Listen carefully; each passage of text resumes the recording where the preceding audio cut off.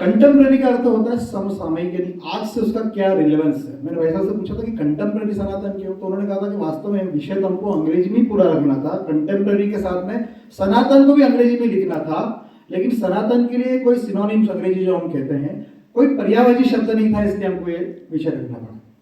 एक तो ये बात।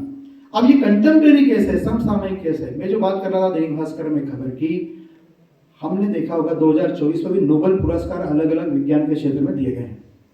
उसमें एक पुरस्कार दिया गया जेफरी हिंटन सर, कंप्यूटर के क्षेत्र हैं, जो यहाँ पर कंप्यूटर के विद्यार्थी जानते होंगे जेफरी हिंटन ने क्या काम किया।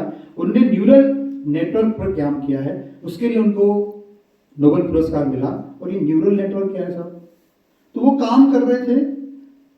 आज हम सिस्टम से वाकिफ है, कंप्यूटर सिस्टम से, सॉफ्टवेयर से वाकिफ है, लेकिन एक जो लेटेस्ट टेक्नोलॉजी आई है एआई, आर्टिफिशियल इंटेलिजेंस, तो जेफरी हिंटन को आर्टिफिशियल टेक्नोलॉजी का गॉडफादर कहा जाता है।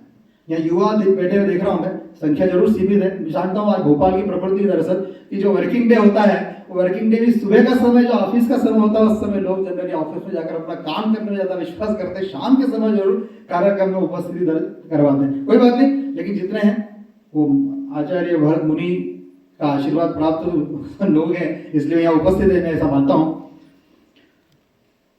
तो एआई जो आज की लेटेस्ट टेक्नोलॉजी है, इस लेटेस्ट टेक्नोलॉजी का सनातन के साथ क्या रिलेवेंस हो सकता है? अगर ये आप एस्टेब्लिश कर दो भाई साहब, तो हम मान लेंगे कि सनातन जो है वो कंटेम्प्रेरी है। ये शायद नई पीढ़ी सोच सकती होगी या सोच रही होगी, तो मन में विचार भी होगा।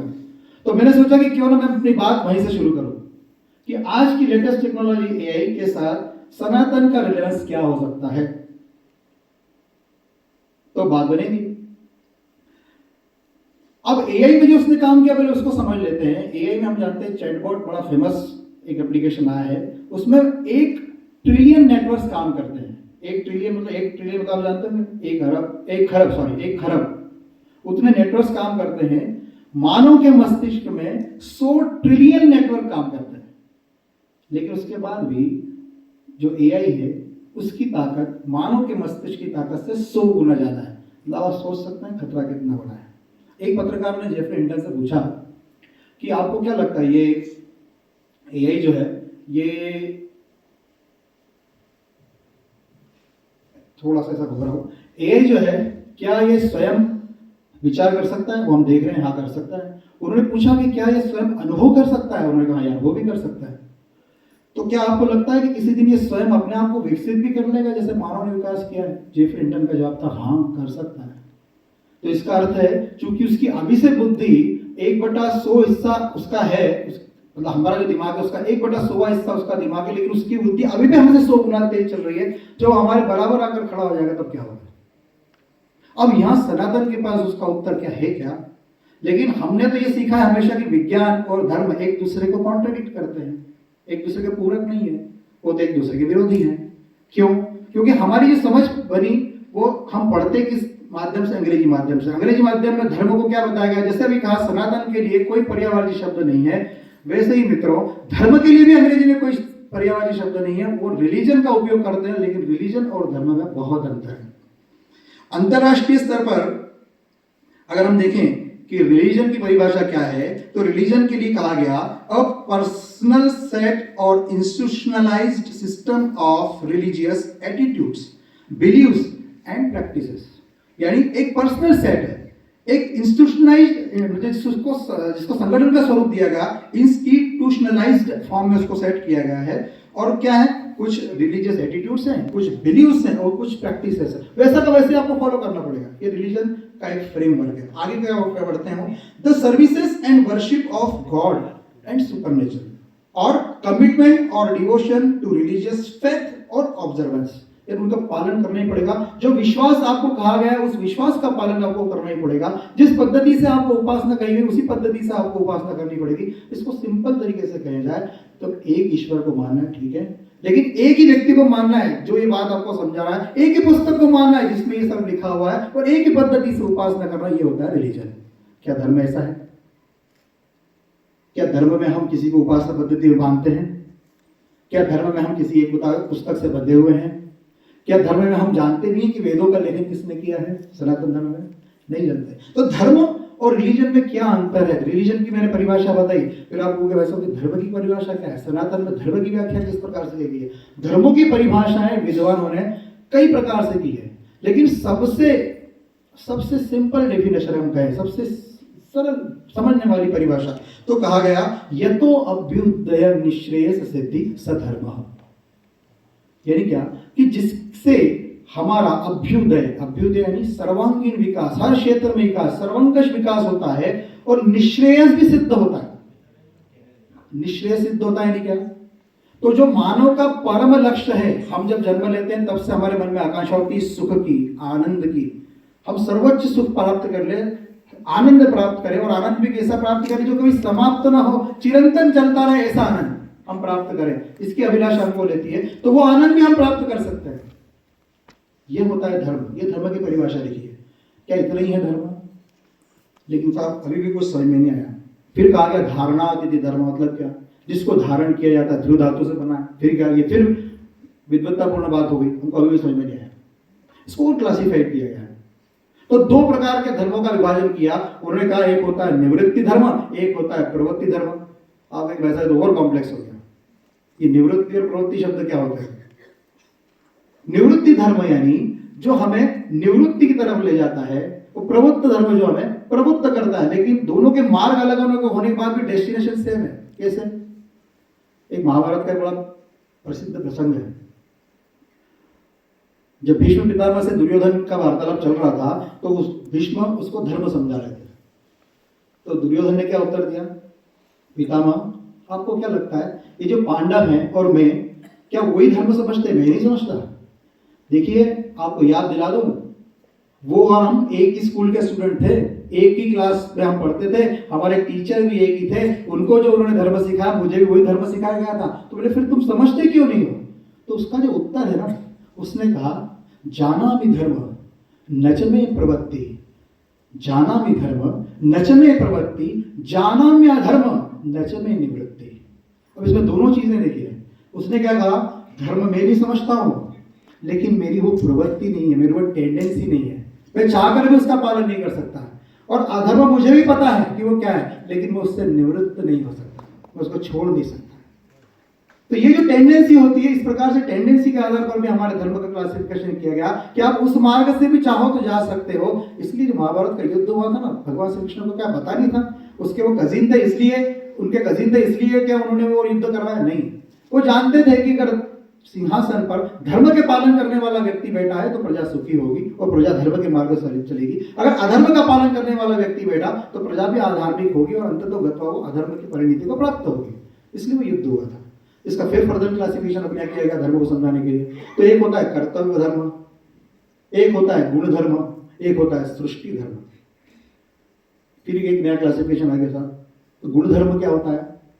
आपने देखा होगा जब हम विज्ञान पढ़ते हैं तो प्रत्येक एलिमेंट का एक कैरेक्टरिस्टिक समझाया जाता है। पानी है, प्याज हो जाता है, ऊपर से नीचे गिरता है, आग नीचे से ऊपर उठती है, भस्म कर देती है, वगैरह। ये हो गया गुण धर्म। कर्तव्य धर्म, हम जन्म लेते हैं, हमारे माता पिता हमारा पालन पोषण करते हैं, वो होता है माता पिता का धर्म।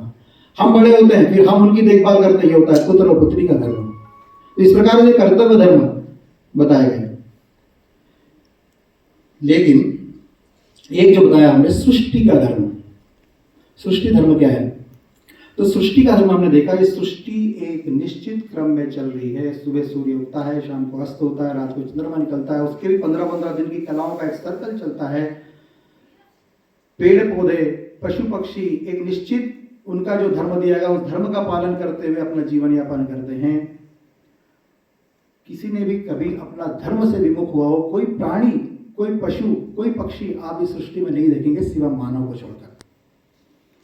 मानव ने क्या किया? मानव को ईश्वर ने जो 100 ट्रिलियन नेटवर्क दिए है ना ईश्वर ने, जिसकी बात अपन एआई से कर रहे थे, उसने वो 100 ट्रिलियन का उपयोग सबसे पहले, हम आज एआई को खतरे के रूप में देख रहे हैं, जिसके बाद 1 ट्रिलियन नेटवर्क का शक्ति है और जिसके बाद 100 ट्रिलियन नेटवर्क की शक्ति, जिसके बाद ऐसा ब्रेन है। उसने क्या किया दुनिया में, इस दुनिया की सृष्टि के सृजन से लेकर जब उसके पास भी शक्ति आई, उसका हम आज परिणाम देख रहे हैं।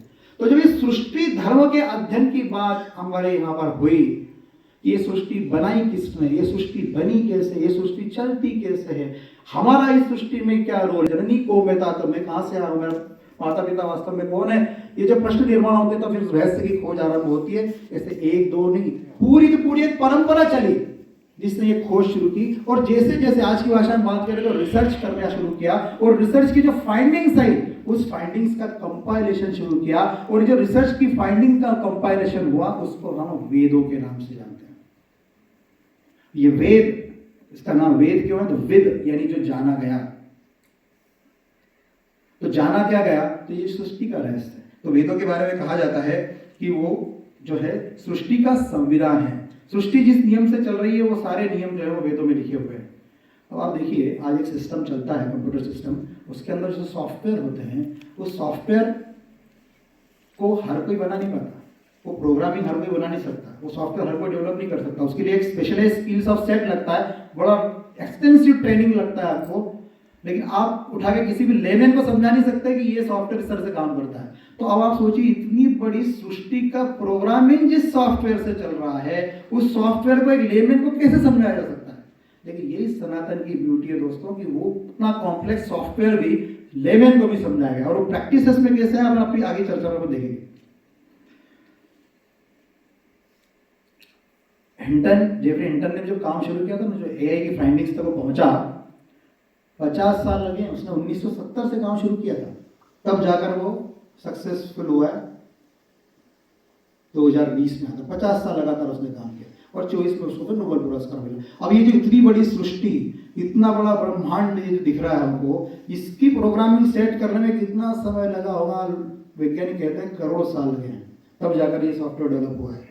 और इस सॉफ्टवेयर के हिसाब से अब हमको चलना, कैसे चलना, इसकी प्रैक्टिसेस हम कैसे अपना। साहब आपने कह दिया कि इतना कॉम्प्लेक्स सॉफ्टवेयर है, इसको तो समझना, हमारी भूमिका समझना, इस पूरे कॉस्मोस के मैट्रिक्स में मानव कहाँ है और उससे इस कॉस्मोस की क्या अपेक्षा है, लेकिन मानव की क्या अपेक्षा है, इसको किसने समझाया, तो सबसे पहले सनातन ने समझाया। क्योंकि वो रहस्य सबसे पहले सनातन के अनुयायियों को पता। तब तो नाम भी नहीं था कि इसको सनातन कहते हैं, हिंदू भी नाम नहीं था कि इसको हिंदू कहते हैं, हिंदू भी नाम को बाहर से लोगों ने दिया। सनातन भी नाम, आप कोई भी धर्मशास्त्र ग्रंथ उठा के देख लीजिए, कहीं भी ऐसा नहीं कहा कि जो इसका पालन करेगा वो सनातनी होगा या हिंदू होगा, कहीं भी नहीं लिखा है।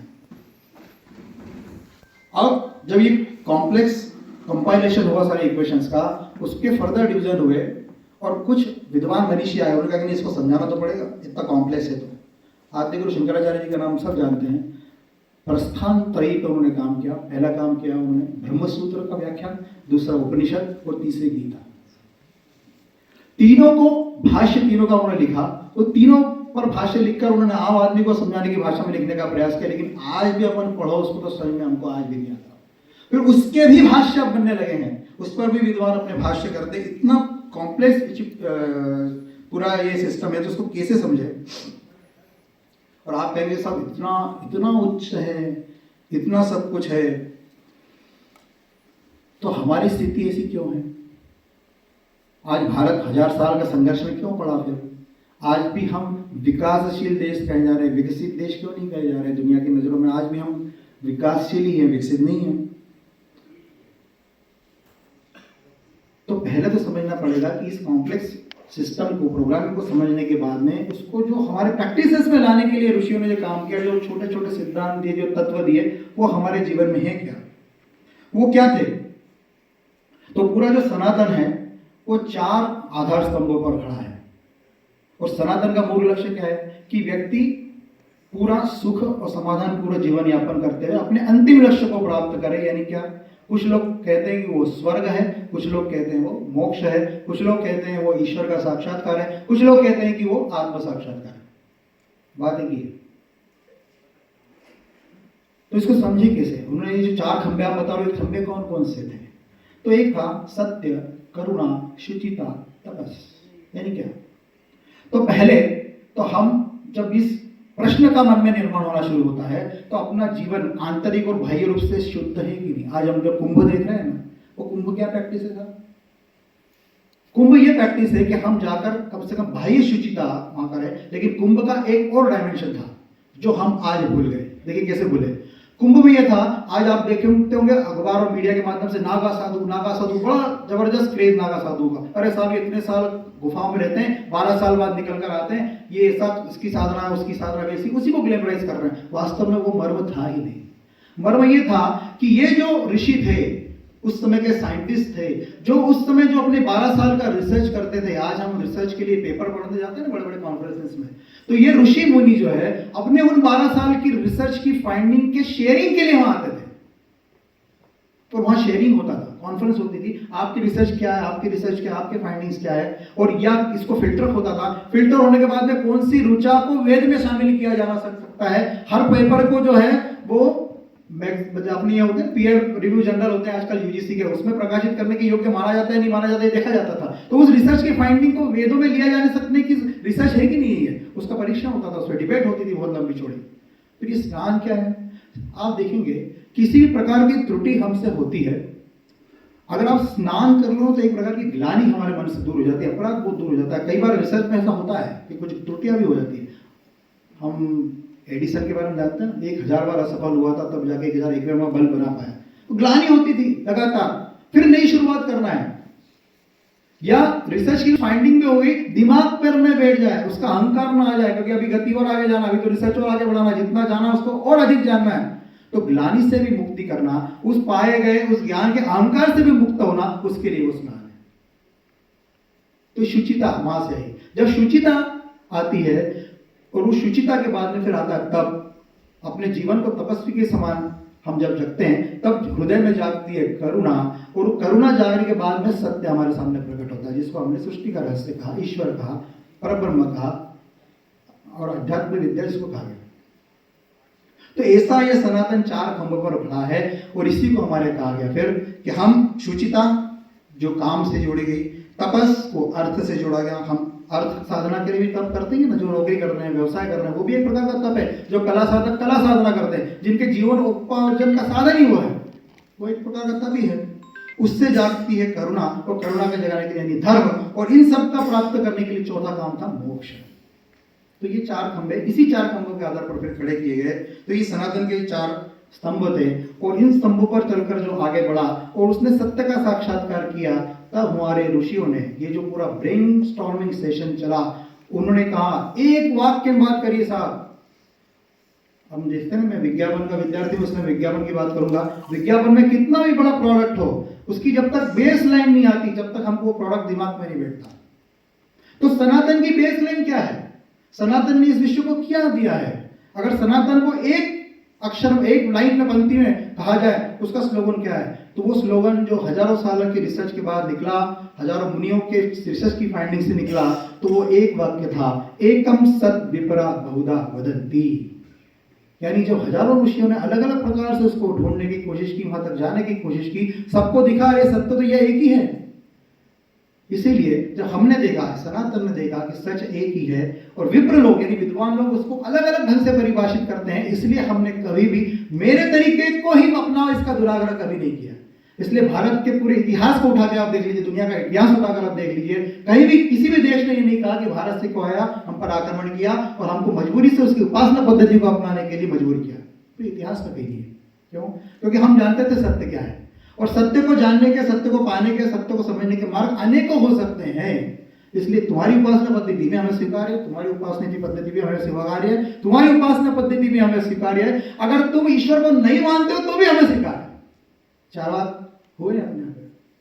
तो सनातन की ये ब्यूटी है, उसने हर उपासना पद्धति का स्वीकार किया, क्योंकि वो सत्य को जानता था कि सत्य क्या है। वो सत्य पर आधारित है, वो केवल बिलीव्स पर आधारित नहीं है, केवल मान्यता पर आधारित नहीं है कि ऐसा मानने के लिए हमको कहा गया और हम मानते हैं इसलिए तुम भी मानो। सनातन जानन्यता पर आधारित है, जाना गया था सत्य को, उसके आधार पर फिर सनातन खड़ा है। अब फिर आप कहेंगे साहब फिर हम धार्मिक हो गए, इसका लक्षण क्या है? सनातन में धार्मिक होने के यानी सनातनी होने के लक्षण कुछ कहे गए हैं क्या? बिल्कुल कहे गए। सनातनी होने का यानी धार्मिक होने का या सनातन के सिद्धांतों के अनुसार आप जीवन जीते हैं तो क्या होगा? तो बताया गया धृति क्षमा दमोस्तेयम, धृति क्षमा दमोस्तेयम शोचम इंद्रिय निग्रह धीर विद्या सत्यम क्रोधो दशकम धर्म लक्षणम। ये 10 लक्षण है। अगर हमको कोई पैरामीटर अपनाना है कि इन पैरामीटरों पर मैं अपने आप को तोलूं कि क्या मैं कहता हूं मैं सनातनी हूं, लेकिन मैं सनातनी हूं, अगर मैं अपने आप पर वो स्केल लगाऊं, वो पैरामीटर लगाऊं, तो वो कौन से पैरामीटर है? तो जो 10 सेंटीमीटर के अगर हम स्केल उठा कर देखें तो ये जो 10 पैरामीटर ही अपने आप पर लगा कर देना चाहिए। तो धृति यानी क्या? धैर्य, क्या हम धैर्यवान हैं? क्षमा, क्या त्रुटि पर होने पर किसी को भी शत्रु होता है उसकी क्षमा करने की स्थिति में है?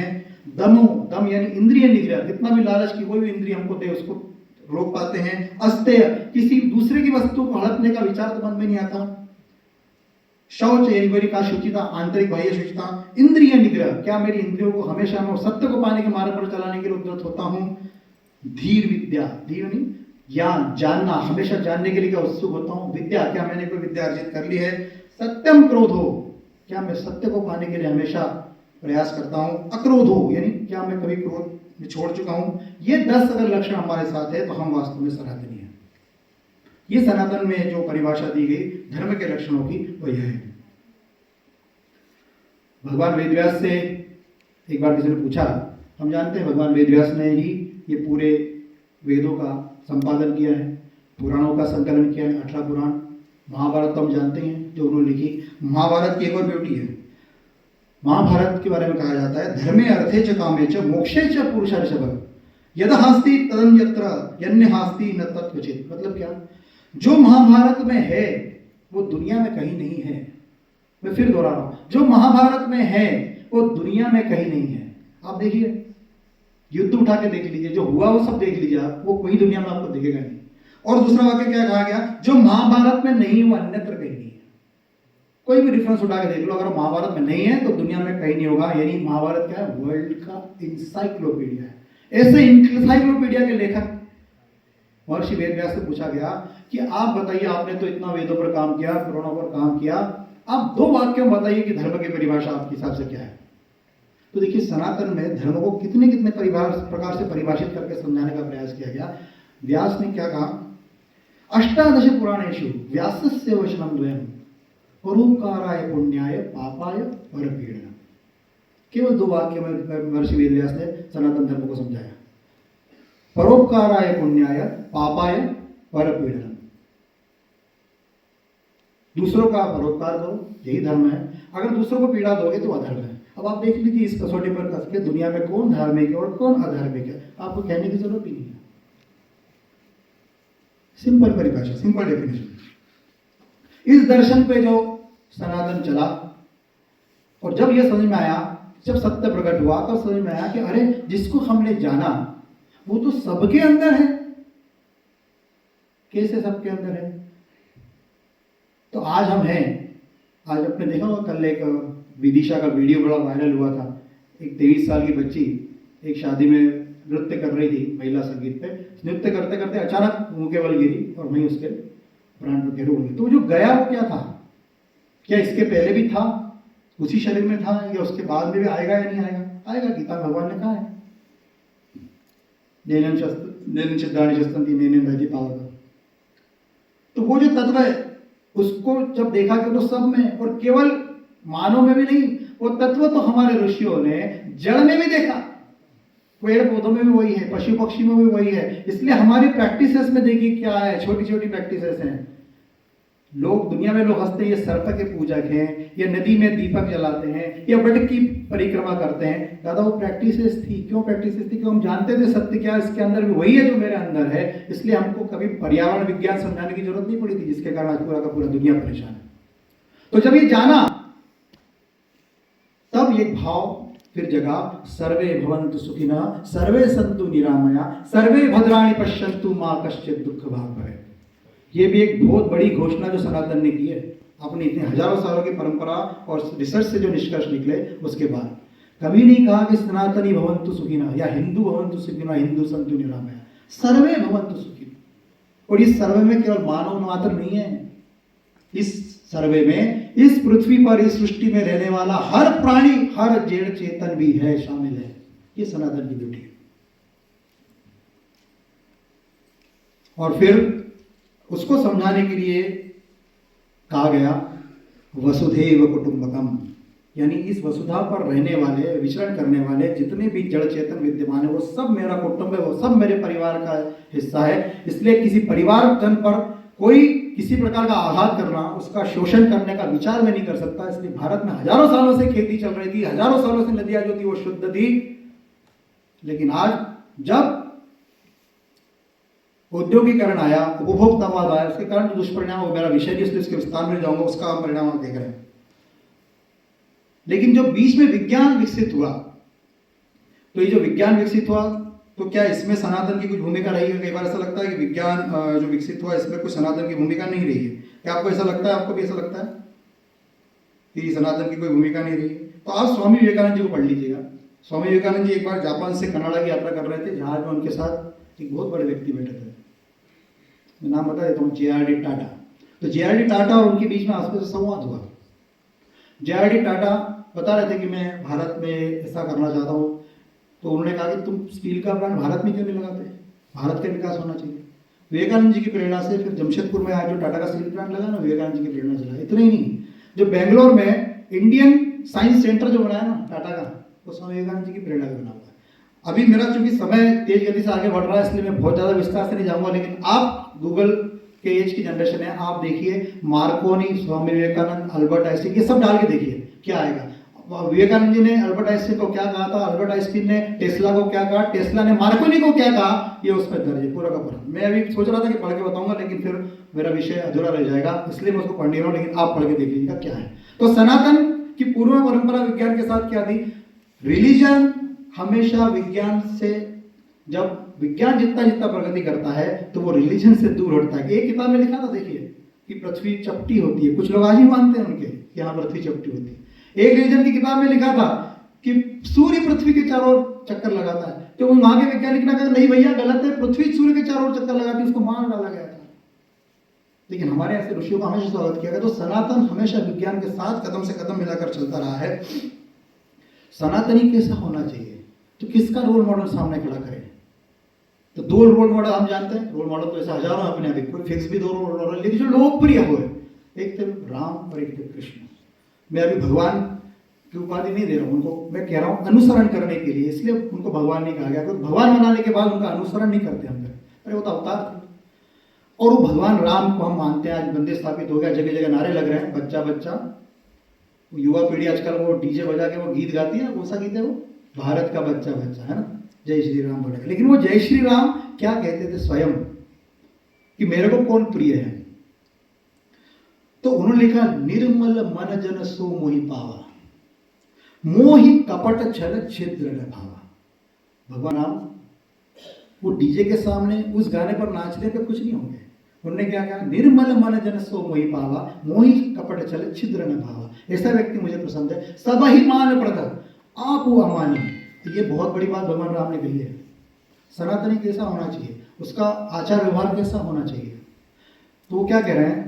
राम जी को सबसे प्रिय क्या था? देखिए, राम जी को प्रिय था भरत जी, और भरत जी का प्राण मतलब तो सर्वोच्च हो गया। यहां क्या कह रहे हैं राम जी? सब ही मान प्रद आप अमानी, भरत प्राण सब ममते प्राणी। सब हो मान प्रद मतलब जो सबको मान देता है, आप अमानी जो स्वयं मान की सम्मान की अपेक्षा नहीं करता है। आज दुनिया में सनातनियों को, यानी हिंदुत्व का जो पालन करते हैं, उनको सहिष्णुता सिखाई जा रही है। अरे तो उनको सहिष्णुता सिखा रहे हो जिनके आदर्श ने हमेशा ये कहा है सब ही मान प्रताप हो। खैर विषय ये नहीं है, क्योंकि आचार्य भरत मुनि जी का उत्सव है और कला की बात अब 2 दिन लगातार यहाँ होने वाली है। मैंने भी सोचा कि थोड़ा सा इस क्षेत्र के बारे में भी थोड़ा पढ़ूं, तो ध्यान आया कि सनातन ने इस जीवन के जितने भी आयाम थे, हर आयाम को इस प्रकार से डिजाइन किया कि वो पहुंचते सत्य तक ही थे।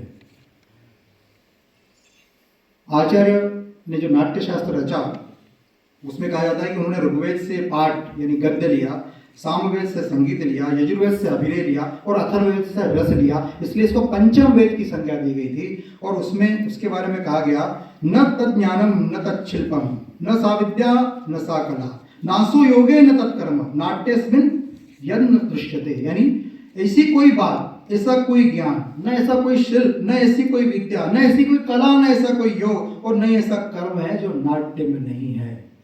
मुझसे अच्छा मुझे लगता है कि विश्लेषण और सद्य आलोक शर्मा जी करेंगे, क्योंकि उन्होंने नाट्य को जिया है। मैं तो केवल, मैंने क्या कहा, विज्ञापन करने वाला व्यक्ति हूँ, तो मैं तो केवल विज्ञापन कर सकता हूँ, उसका मर्म और विश्लेषण गहराई से आप ज्यादा समझाएंगे। अभी आपका भी सत्र मेरे ख्याल से है ही।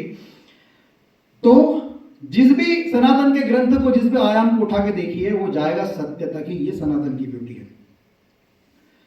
तो सनातन ने इस सृष्टि के साथ समन्वय, सह-अस्तित्व, सानंद पूर्वक जीकर सुख प्राप्ति का मार्ग हमेशा दिखाया है, सत्य का मार्ग दिखाया है।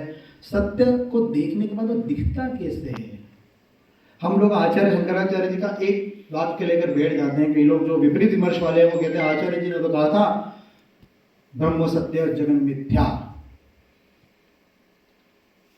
सच था, ब्रह्म सत्य यानी वास्तव में इसका जो स्वरूप है वो वास्तविक, ये जो दिख रहा है मिथ्या। मिथ्या तो उन्होंने, कई लोग कहते हैं उन्होंने तो उसको झूठ कह दिया। अरे उनको झूठ कहना होता तो क्या कहते हैं? ब्रह्म सत्य जगत असत्य। असत्य कहा गया, उन्होंने कहा मिथ्या। तो ये मिथ्या शब्दों को समझना पड़ेगा ना। आज हम सकते हैं, हमको हमारे शास्त्रों को पाश्चात्य विद्वान कहते हैं माइथोलॉजी, कपोल कल्पना है। तो जगत मिथ्या हो, तो यहाँ शंकराचार्य जी क्या कहते हैं? मिथ मिथ्या यानी कल्पना, कल्पना है वो जगत जो आज हमको दिख रहा है। वास्तविक क्या है? ब्रह्म, यानी जिसका साक्षात्कार उन्होंने किया। इसी को तथागत गौतम बुद्ध ने क्या कहा? सब्बो अकंपितो लोको सब्बो लोको पज्जितो। जब उनके सामने सत्य साक्षात्कार हुआ तो उन्होंने कहा कि मुझे दिखा कि पूरा जग केवल वाइब्रेशन ही वाइब्रेशन से और प्रकाश ही प्रकाश है। अपने कहा गया सूर्य कोटि समप्रभा, जिसका प्रकाश कैसा है? कोटि सूर्य के समान है। तो सनातन ने जो कहा, अब आप बात करेंगे कि साहब आपने तो कहा था कि आपने बात शुरू कर दी एआई से, वो एआई कहाँ रह गया? आपने कहा था एआई से रिलेवेंस होगा सनातन का, तो हम मानेंगे। अब इसी जेफरी हिंटन से उस पत्रकार ने कहा कि क्या आपने जो बनाया हुआ एआई है इसका अवेयरनेस इतना बढ़ जाएगा कि वो स्वयं का निर्माण शुरू कर सकता है? तो जेफरी हिंटन ने कहा था हाँ ये कर सकता है। तो उस पत्रकार ने उत्तर दिया फिर तो मानव के लिए बहुत बड़ा खतरा बन जाएगा। उन्होंने कहा हाँ बन सकता है। अब इसका उत्तर सनातन के पास है क्या? आप फिर पूछेंगे अपने यहाँ क्या हुआ? जितने भी कॉम्प्लेक्स ये इक्वेशंस थी, ये जो मैट्रिक्स देखा सृष्टि संचालन का, तो ऐसा नहीं कि पहली बार ही हुआ। हमारे यहाँ सृष्टि चक्र की कल्पना की गई। जो बिंदु ऊपर है वो बीच में आएगा और एक दिन वो नीचे जाएगा, वही ऊपर आएगा। इसलिए हमारे यहाँ युग धर्म की संकल्पना देखिए आप, त्रेता मंत्र शक्ति च ज्ञान शक्ति कृत युगे, द्वापर युद्ध शक्ति च संघ शक्ति कलयुगे। हर युग में किस प्रकार से सात्विक शक्ति की स्थापना करना पड़ेगी उसका भी सूत्र हमारे दिया और रूपकों से समझाया। रूपकों से कैसे समझाया? दो प्रसंग आपको सुना था, आपको ध्यान में जाएगा आज कैसे रिलेवेंस है। हमने देखा था शुंभ निशुंभ, आपको ध्यान में रहा होगा। महिषासुर, आज भी देखिए महिषासुर। महिषासुर क्या करता था? कभी महिष बन जाता था, कभी अलग एक खूबसूरत हैंडसम, आज के बारे में बात करूँ तो टॉम जैसा बन जाता था। और उसकी अभिलाषा क्या थी? इस दुर्गा को पार, यही थी। आज भी है ना, महिषासुर घूमते हैं, हाथों में कलावा बांध लेते हैं, अपना वेश बदल लेते हैं, टीका लगा लेते हैं, नाम बदल लेते हैं। कैसे पार पाना? तो वहां दुर्गा को देवों ने क्या शक्तियां प्रदान की थी? वो उसको अष्टभुजा बताया गया। क्यों बताया गया? एक स्त्री को आप देखिए, जो स्त्री काम कर सकती है ना, मैं स्वयं पुरुष हूं लेकिन मैं स्वीकार करता हूँ कि वो जो काम है स्त्री कर सकती है पुरुष बिल्कुल नहीं कर सकता। सुबह उठती है, यहाँ पर विवाहित मातृ शक्ति बैठी है, सुबह उठेगी, पहले सबका अपना काम करना है। पति ने चाय के लिए आवाज लगाई, बेटे ने कहा माँ टिफिन बना दो, उधर ससुर जी कह रहे मेरा पेपर कहाँ है, इधर सास कह रही अरे मेरी दवाई कहाँ है। वो एक ही समय में सारे काम कर लेती है, वो आठों दिशा में चल सकती है, आठों दिशा में काम कर सकती है। इसलिए शुंभ निशुंभ का जब महिषासुर का नाश करने के लिए दुर्गा को याद किया गया, सारे अस्त्रों से लैस किया गया। आज के इन महिषासुर को नाश करने के लिए आज की इस दुर्गा को वैसा हमको इक्विप करना पड़ेगा। किससे? धर्म के ज्ञान से, शास्त्र के ज्ञान से, शस्त्र के ज्ञान से, आज की इंफॉर्मेशन टेक्नोलॉजी से, आज के सोशल मीडिया से, कि कोई महिषासुर आकर तुमको बरगला कर ले ना जा बेटा। तो ये रूपकों के माध्यम समझा गया।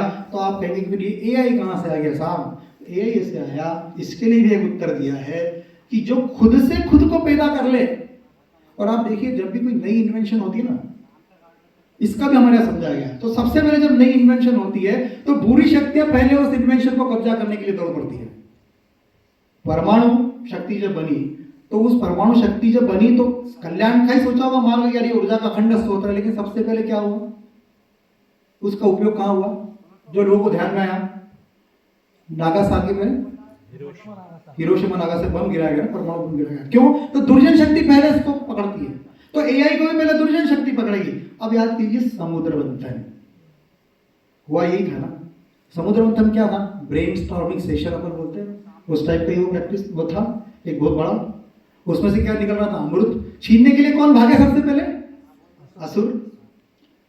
और असुरों से बचाने के लिए विष्णु को क्या रूप धरना पड़ा? मोहिनी। वो कहानियां केवल समझने की या केवल सुनकर तालियां बजाने की नहीं है, महाराज जी का जय जयकार करने के लिए नहीं है। उन कहानियों का आज के परिप्रेक्ष्य में क्या मर्म है वो समझने की आवश्यकता है। तो उसमें एक कहानी थी रक्त बीज। रक्त बीज था, जहां रक्त पड़ता वहां नया रक्त बीज खड़ा जाता है। ये एआई भी एक रक्त बीज के फॉर्म में आपके सामने आने वाला है, लेकिन इस रक्त बीज से पार पाने के लिए भी माँ काली का खप्पर काम आएगा। वो खप्पर क्या, माँ काली कौन होगी, वो आप सब सोचिएगा, क्योंकि मैं अभी विषय आपके लिए भी कुछ सोचने के लिए भी लेके जाने वाला हूं। तो सनातन ने हर युग में जिस प्रकार का चुनौतियां आएंगी, उस चुनौतियों का समाधान देने के भी सूत्र रूपकों के फॉर्म में पुराणों में छुपा के रखे दिए हुए हैं। उनको डिकोडिंग करने की जरूरत है, अगर आज की भाषा में मैं कहूं तो। और जब सत्य को पाया तो आज जो एआई है ना, वो अवेयरनेस लेवल तक पहुंचेगा, लेकिन एक ऐसा लेवल बचेगा जिस तक वो नहीं पहुंच पाएगा, क्योंकि उस लेवल को पहुंचाने के लिए उसकी निर्मित ईश्वर द्वारा होनी आवश्यक है। जिसका निर्माता ईश्वर होता है, जो ईश्वर से निकलती है, उसके अंदर एक चीज होती है, अंग्रेजी का वो शब्द है कॉन्शियसनेस, चेतना। तो जागरूक तो हो सकता है, लेकिन चेतना उसके अंदर कौन लाएगा? क्योंकि वो ईश्वर का अंश होगा तभी वो चेतना आएगी। तो सनातन जो है वो चेतना का विज्ञान है, जिस तक अभी विज्ञान पहुंचने की कोशिश कर रहा है। अभी लेटेस्ट डेफिनेशन एक साइंस ने दी है कि yes we accept that it's all started with pre existing consciousness. आज के साइंटिस्ट कह रहे हैं कि हाँ, हम ये मानते हैं कि ये जो सब कुछ सृष्टि में शुरू हुआ, ये शुरू हुआ एक प्री एग्जिस्टिंग कॉन्शियसनेस, यानी पहले से कोई एक चेतना विद्यमान थी, जिसको हमारे सनातन ने ईश्वर कहा, निर्गुण कहा, निराकार कहा, सच्चिदानंद कहा। तो सनातन ये अस्तित्व के सत्य के आधार पर खड़ा है। अब ये सृष्टि के साथ आया और जब तक सृष्टि चलेगी तब तक चलेगा। सवाल यही है कि हम इस सनातन के मूल्यों पर चल रहे हैं कि नहीं चल रहे हैं। आज का युग धर्म, अब 3 प्रकार के और धर्मों का फर्क कहा गया, युग धर्म, आपद धर्म। अब आप कहेंगे साहब ये युग धर्म और आपद धर्म ये क्या है? तो युग धर्म और आपद धर्म इस प्रकार का है कि हमारा आज जो धर्म है, इस युग का क्या धर्म है, मतलब सनातन के जो मूल सिद्धांत है, जो मैथमेटिक्स के स्टूडेंट वो जानते होंगे, कांस्टेंट एंड वेरिएबल। कांस्टेंट हमेशा स्थिर रहता है, चक्र तभी चलता है जब उसकी धुरी एक जगह फिक्स रहती है, तब चक्र चल सकता है। तो सनातन के कुछ मूल्य वो शाश्वत है, वो हमेशा शाश्वत रहेंगे। युग के साथ बाकी पेरिफेरी में जो चीजें बदलती रहेंगी, लेकिन वो बदलती रहे, लेकिन हमको अपना मूल नहीं छोड़ना, ये हमको ध्यान रखना पड़ेगा। तो जैसे मैंने कहा कि रूपकों के माध्यम से जो चीज समझाएगी उनको समझिए। सनातन सृष्टि के साथ आया, सृष्टि के साथ तक रहेगा। इसलिए जो आज का विषय रखा गया था कॉन्टेम्परेरी सनातन, वो क्यों कॉन्टेम्परेरी है, उसको कुछ बातों से, कुछ उदाहरणों के साथ, कुछ रेफरेंसेस के साथ मैंने रखने की कोशिश की। अब ये भी सवाल आ सकता है कि वैसा आपने इतना अच्छा बताया, आपके जीवन में सनातन आप कितना अडॉप्ट करते हो ये तो बताइए, कि केवल इतना ही पर उपदेश कुशल भोगते हैं, ये भी सनातन में लिखा है। तो मैं केवल इतना ही कहूँगा कि सनातन की ब्यूटी यह है कि उसने कहा कि आप पर अगर 3 मार्ग बताएं कि देखिए अपने भक्ति मार्ग है, कर्म है, ज्ञान का मार्ग है, आप इनमें से किसी मार्ग का अनुसरण करो, ईश्वर की कृपा आप पर हो सकती है। तो जैसे मैंने कहा कि मैं कोई विद्वान नहीं हूँ, सनातन का प्रवक्ता नहीं हूँ, सनातन का अध्येता भी नहीं हूँ, लेकिन शायद विज्ञापन का विद्यार्थी होने के कारण मुझे सनातन का विज्ञापन करने के लिए यहाँ बुलाया गया होगा। तो उस ईश्वर की कृपा का एक ही इंडिकेशन मैं आपको बताता हूँ, अपने सनातन में कहा गया मूकम करोति वाचालम पंगुला गयति। तो मेरे जैसा अल्पज्ञानी जो सनातन के बारे में कुछ नहीं जानता, वो आज सनातन के बारे में आपके सामने इस दम के साथ कहने के लिए खड़ा है। तो केवल उस ईश्वर की कृपा है जिसके कारण ही सनातन की परंपरा आज इतने सालों से यहाँ तक पहुंची है। आप सबने मुझे अत्यंत धैर्यपूर्वक सुना, विशेष रूप से संस्कार भारती ने इस कार्यक्रम के लिए, इस बड़े सुंदर आयोजन के लिए, प्रथम दिवस के प्रथम सत्र में मुझे बोलने के लिए बुलाया। मैं इसलिए आप सभी का हृदय से आभार व्यक्त करता हूँ। और सभी विद्वज्जन जो मंच पर बैठे हैं, मैं जानता हूँ ये अत्यंत विद्वान है, लेकिन इन्होंने भी मुझे एक विद्यार्थी के रूप में लिया। जैसे वाई होते हैं ना, विद्यार्थी का बड़े शिक्षक वाई लेते हैं, प्रेजेंटेशन होते हैं पीएचडी के पहले, वो प्रेजेंटेशन के सामने शिक्षक बैठते हैं, बहुत विद्वान होते हैं, लेकिन वो विद्यार्थी को प्रोत्साहित करते हैं। उस भाव से आपने मुझे प्रोत्साहित किया, इसलिए मैं भी हृदय से आप सबका बहुत बहुत धन्यवाद देता हूँ। बहुत बड़ा